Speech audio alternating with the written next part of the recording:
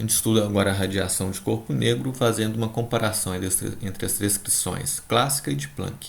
A quantidade de interesse é a radiância espectral, né? Vamos lembrar o que ela representa. Ela caracteriza a chamada curva espectral, que eu vou desenhar aqui, ó, que mostra então qual que é o tipo de radiação emitida em cada frequência. Então a curva vai ser, por exemplo, a uma certa temperatura T, vai ser assim.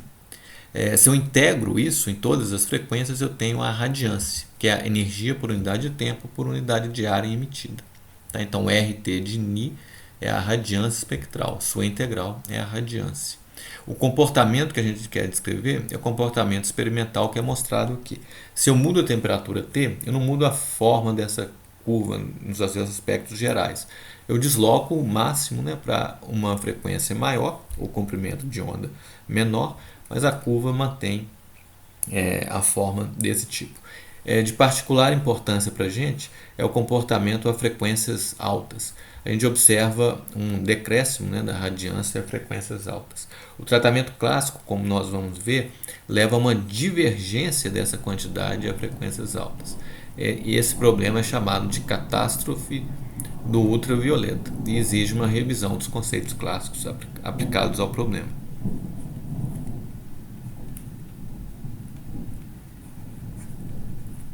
Então, classicamente,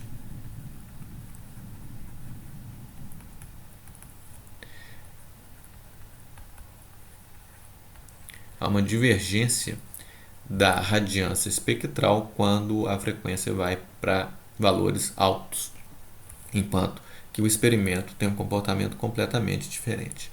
Então vamos começar com a descrição clássica, que passa pela determinação da densidade de energia, né, emitida, que é proporcional a essa radiância espectral. Então eu tenho que computar a energia emitida, né, para chegar na radiância. Tá? Então, para computar a energia emitida, eu vou partir da seguinte ideia. Olha, eu modelo o meu corpo negro então, como uma cavidade com um orifício, né? E eu tenho radiação aqui a uma certa temperatura T. Então, como que eu calculo a energia das ondas eletromagnéticas aqui dentro? Né? É como se eu estivesse formando um padrão de ondas estacionárias. E aí eu tenho que contar o número de ondas estacionárias e multiplicar esse número de ondas estacionárias pela energia média das ondas. Então eu vou ter uma energia média na minha cavidade a uma temperatura T. Então a ideia parece simples, né? O número de ondas vezes energia média. Aí a gente tem que ver como fazer isso classicamente para obter então algo que vai nos levar à radiância espectral. Bom, para contar o número de ondas, eu uso a condição de existência de ondas estacionárias, que são as ondas que são formadas ali na cavidade. Lembra que em uma dimensão, né, só para a gente lembrar como é que faz, eu posso contar o número de ondas estacionárias relacionando-as com o comprimento total, né, do meu espaço, que em uma dimensão é um comprimento que eu estou chamando de L. A gente sabe que o L é um inteiro lambda sobre 2, quer dizer, aqui cabe um número inteiro, né, de meio comprimento de onda. Então eu posso ter algo assim, né? Posso ter aqui é meio comprimento de onda, seria o n igual a 1. Aqui eu teria o n igual a 2, que seria um comprimento de onda inteiro, né? 1, né? 2 sobre 2 corta, L é igual a lambda, e assim por diante. Então essa é uma relação que vale aqui em uma dimensão. Eu posso escrever em termos da frequência, lembrando que comprimento de onda é velocidade, estou chamando de c, sobre a frequência, que eu estou chamando de Ni. Então L é igual a nc sobre 2Ni, ou ainda, né, em termos de frequência, isolando a frequência, nc sobre 2L. Tá? Então essa é uma relação entre esse inteiro, que vai contar, né, o número de ondas que eu posso formar aqui, e a frequência, né, uma relação importante para a gente. Em 3D eu vou ter coisas semelhantes, mas aí eu tenho três comprimentos, né? Então eu vou definir aqui um sistema de 3 eixos, aqui é como se eu tivesse um nx, aqui um ny e um nz. Cada ponto, cada inteiro aqui, nesse diagrama, vai ser uma onda permitida. Então eu posso ter aqui, posso ter aqui, posso ter aqui, posso ter aqui. Então eu encho aqui de inteiros, né? Eu encho meu espaço de inteiros. E como é que eu vou contar o número de ondas? Vamos supor que eu queira um número de ondas numa faixa compreendida dentro de uma casca esférica nesse espaço 3D aqui dentro, não? Então, olha, como cada ponto, né, corresponde a uma onda permitida e, portanto, né, a um n ou a uma frequência, numa casca esférica, o número de pontos, né, vai ser proporcional, né, ao volume dessa casca esférica. Então, 4π n2dn é o volume, né, vou chamar aqui de um delta V, dessa casca esférica aqui, ó. Né, é a superfície da esfera vezes um dn, que é um incremento aqui radial nesse espaço nx, ny e nz. Bom, eu posso passar isso para a frequência, vendo que o que vale para uma dimensão vai valer para as três, né? O n é proporcional ao ni, então dn é proporcional a dni. Então, o número de ondas vai ser proporcional a essa quantidade aqui, 4π n2dn. Né? Então, esse é um número de ondas é proporcional a isso aqui. Então, já é um primeiro passo. Eu tenho um número de ondas vezes energia média. Né? Aí eu preciso agora da energia média. Tá? Então, a uma temperatura T, eu tenho uma energia média que eu vou chamar de E barra. Então, a densidade de energia a uma certa temperatura T vai ser proporcional a esse produto. A energia média das ondas vezes o número de ondas que é proporcional a Ni2dni, que é esse número aqui. Tá? Então, isso é algo que faz sentido para mim. Né? Número de ondas vezes a energia média de uma onda é proporcional à densidade de energia que eu vou ter numa faixa de frequências que compreende Ni e Ni mais Dni, que é essa faixa que eu peguei aqui. Tá? Aí o problema é como calcular a energia média. Né? Isso é uma coisa importante que a gente vai discutir bastante agora. Bom, uma oscilação em uma cavidade, ela é um problema completamente análogo ao de um oscilador harmônico. Então, no lugar de ficar falando onda eletromagnética, oscilação, eu vou pensar em oscilador harmônico. Tá? Então, tem uma correspondência disso com um oscilador harmônico. Eu vou partir dessa ideia para tornar mais claro o nosso argumento. E um oscilador harmônico, em uma dimensão, ele tem uma energia que vai ser uma energia cinética, que eu vou escrever como P2 sobre 2M, P igual a mV, então isso seria um meio de mV2, mais um meio de kx2, né, que é aquele potencial harmônico.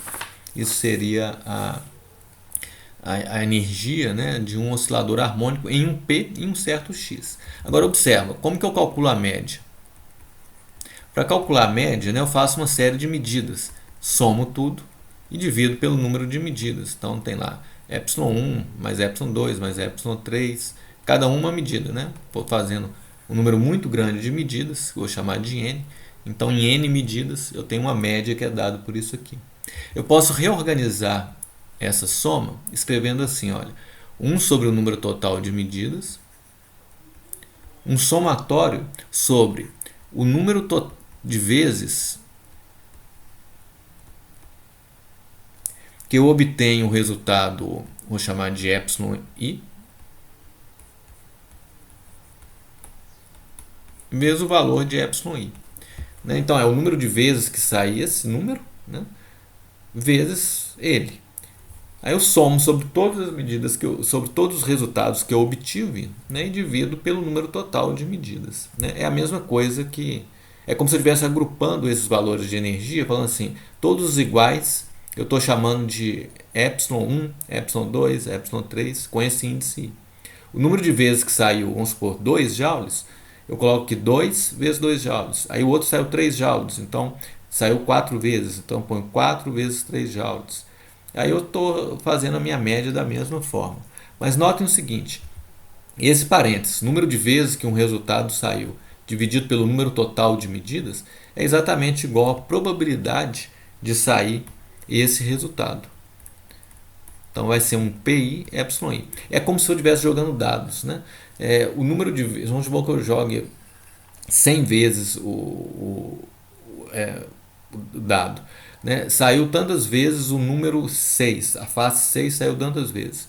Se eu pego o número de vezes que saiu a face 6 e divido pelo n, um n muito grande, no caso 100, 1000, 1 milhão de vezes, eu vou ter a probabilidade de sair aquela face que vai ser 1/6, né? Porque tenho 6 faces.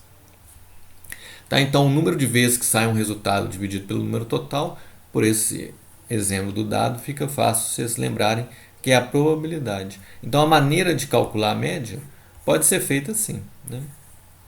Esse é o que a gente vai usar.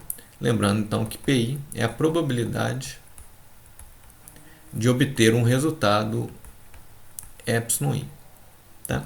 Aí eu vou usar um resultado da física estatística, então esse é o único resultado que a gente vai usar, assim, que eu não vou demonstrar, porque a gente precisa da física estatística para isso. É o seguinte, na física estatística o que a gente aprende é que a probabilidade de um estado de energia εi a uma temperatura T é proporcional a esse fator aqui, ó. Então PI a T é proporcional a E elevado a menos EI sobre KT. Então EI, né, a probabilidade de obter EI, né, εi, a uma temperatura T é proporcional a esse fator aqui. K é uma constante, que é a constante de Boltzmann, e T é a temperatura absoluta. Então a probabilidade de ter um resultado εi tem a ver com um fator que compara, né, esse valor com KT. Né? KT é uma medida de energia. Então, se o epsilon for muito grande comparado com KT, essa probabilidade vai ficar pequena, porque vai ser exponencial elevado a menos um número muito grande. Né? E se esse epsilon for pequeno comparado com KT, eu aumento a probabilidade de ter este resultado. Tá? De forma, então, que todas essas considerações levam a uma maneira de medir a probabilidade, que é assim, olha, a medir a energia média, né? Que é assim, eu calculo εi vezes a probabilidade, né? Então, se a probabilidade é isso aqui, né? É proporcional a isso, eu posso escrever que a probabilidade é o E elevado a menos εi sobre KT, dividido pelo somatório de todas, né? De forma que eu normalizo a minha probabilidade. A soma sobre todas é igual a 1. Se a soma sobre todas é igual a 1, eu consigo fazer uma estatística sobre isso. A chance de eu obter qualquer resultado, né, é 1. Então eu tenho que normalizar dessa forma. Então o meu PI é isso aqui. Ó, mas a energia média é isso aqui. Então substitui esse PI aqui. Aí eu obtenho exatamente esse resultado aqui, que é o que a gente vai usar.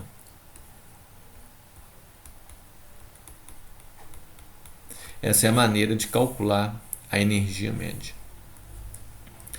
Tá? Então eu vou usar agora esse resultado junto com a ideia de que a densidade de energia ali tinha a ver com a energia média vezes o número de ondas, que era proporcional em 2dni, para calcular classicamente e com as ideias de Planck qual que é a radiância espectral. Eu vou fazer isso no próximo vídeo.